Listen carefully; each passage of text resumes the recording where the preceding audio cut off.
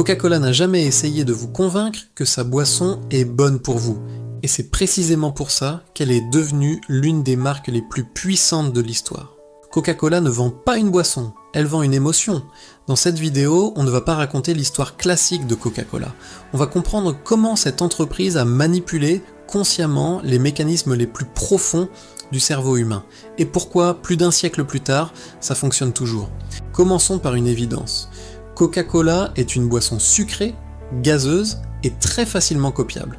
Soyons honnêtes, des centaines d'entreprises dans le monde pourraient produire exactement la même chose, avec la même formule à quelques détails près. Il n'y a rien de magique dans sa composition, rien d'unique qui justifierait sa domination mondiale. Et pourtant, quand vous pensez à Coca-Cola, à quoi pensez-vous vraiment ? Est-ce que c'est le goût qui vous vient en premier ? Pour la plupart d'entre nous, la réponse est non. Vous pensez à Noël, vous pensez à l'été, au barbecue entre amis, au repas de famille, vous pensez à des moments heureux, à des sourires, à des souvenirs. Et ça, ce n'est absolument pas un hasard. C'est le résultat d'une stratégie incroyablement brillante, mise en place il y a des décennies. Très tôt, bien avant que les neurosciences ne deviennent à la mode, Coca-Cola a compris une chose fondamentale sur notre psychologie. Le cerveau humain n'achète pas de manière rationnelle. Il achète ce à quoi il est émotionnellement attaché. Le choix est rarement logique, il est avant tout sentimental. Et Coca-Cola a bâti tout son empire sur cette seule et unique idée. Pour comprendre comment ils ont fait, il faut plonger dans le fonctionnement de notre cerveau. Notre cerveau fonctionne par association. C'est un mécanisme de base, simple, mais extrêmement puissant. Quand deux choses apparaissent ensemble de manière répétée, notre cerveau finit par les fusionner dans notre esprit. Par exemple, si vous entendez toujours la même chanson quand vous êtes heureux, vous finirez par vous sentir heureux rien qu'en entendant cette chanson. Maintenant, appliquons ce principe à Coca-Cola.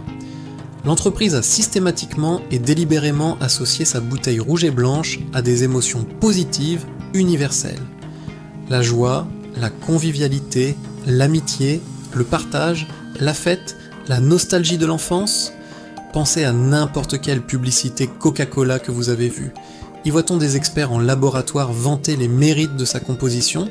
Non, on y voit des gens qui rient, des familles réunies, des amis qui partagent un moment complice. La boisson n'est jamais le sujet principal, elle n'est que l'accessoire qui accompagne le bonheur. Le résultat de ce martelage constant ? Vous ne consommez plus un produit, vous consommez une sensation. Quand vous ouvrez une canette de Coca, ce n'est pas seulement du sucre et des bulles que vous vous apprêtez à boire. C'est un petit morceau de joie, un fragment de souvenir heureux. Vous achetez la promesse d'une émotion positive. Et c'est là que la stratégie devient redoutable. Car critiquer Coca-Cola, ce n'est plus simplement critiquer une boisson trop sucrée et mauvaise pour la santé. C'est presque attaquer un souvenir personnel.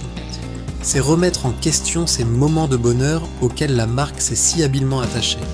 C'est pour ça que beaucoup de gens ont une relation presque affective avec cette marque. Elle a cessé d'être un simple produit pour devenir une partie de leur histoire. Mais Coca-Cola ne s'est pas arrêté là. Pour asseoir son pouvoir, l'entreprise a réalisé un coup de génie absolu. Coloniser l'imaginaire collectif. Prenons l'exemple le plus célèbre, le Père Noël. Avant les années 1930, le Père Noël était représenté de multiples façons. Parfois comme un elfe, parfois comme un vieil homme grand et maigre, habillé en vert, en bleu ou en marron.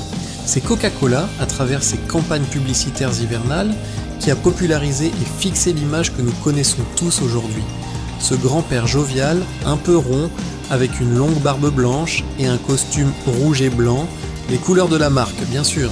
Ce n'est pas juste du marketing intelligent, c'est ce que j'appelle de la colonisation émotionnelle.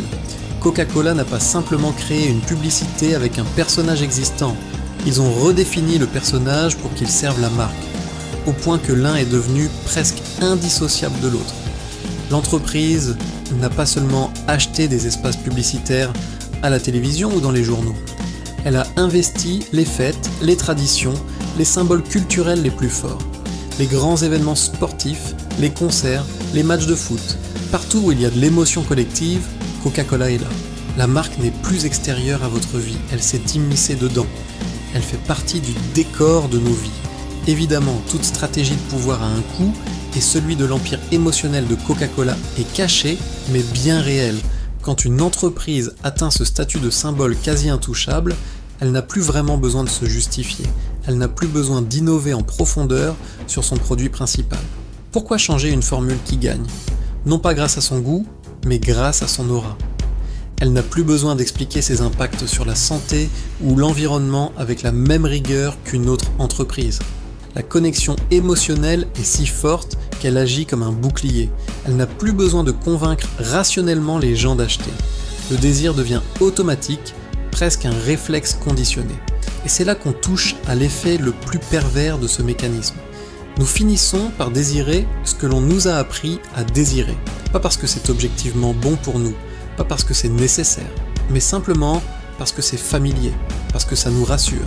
La familiarité est l'un des leviers psychologiques les plus puissants. On ne choisit plus, on obéit à une habitude émotionnelle construite de toutes pièces par des décennies de marketing. Alors, on pourrait penser que ce genre de manipulation à grande échelle est une relique du XXe siècle. Mais en réalité, ce mécanisme est plus pertinent que jamais, surtout à l'ère des réseaux sociaux. Regardez autour de vous, les influenceurs, les célébrités, les marques de luxe, même les entreprises dominatrices de la tech, tous cherchent à faire exactement la même chose que Coca-Cola. Ils n'essayent pas de vous vendre un produit en listant ses caractéristiques.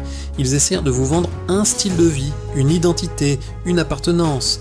Ils cherchent à créer une dépendance émotionnelle. Quand vous achetez le produit d'une marque que vous admirez, vous n'achetez pas seulement l'objet, vous achetez un peu de son statut, de son image, de l'émotion qu'elle projette. Coca-Cola n'a rien inventé de nouveau aujourd'hui. L'entreprise a simplement été incroyablement en avance sur son temps. Elle a écrit le manuel que tout le monde copie désormais.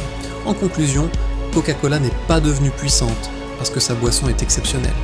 Elle est devenue puissante parce qu'elle a compris l'humain mieux que nous ne nous comprenons nous-mêmes. Elle a compris que nous sommes des êtres d'émotion avant d'être des êtres de raison. Le vrai pouvoir, ce n'est pas de contrôler ce que les gens pensent, c'est de contrôler ce qu'ils ressentent. Et ça, Coca-Cola l'a compris depuis plus de 100 ans. Merci d'avoir regardé. Si cette analyse vous a plu, n'hésitez pas à vous abonner pour ne pas manquer les prochaines.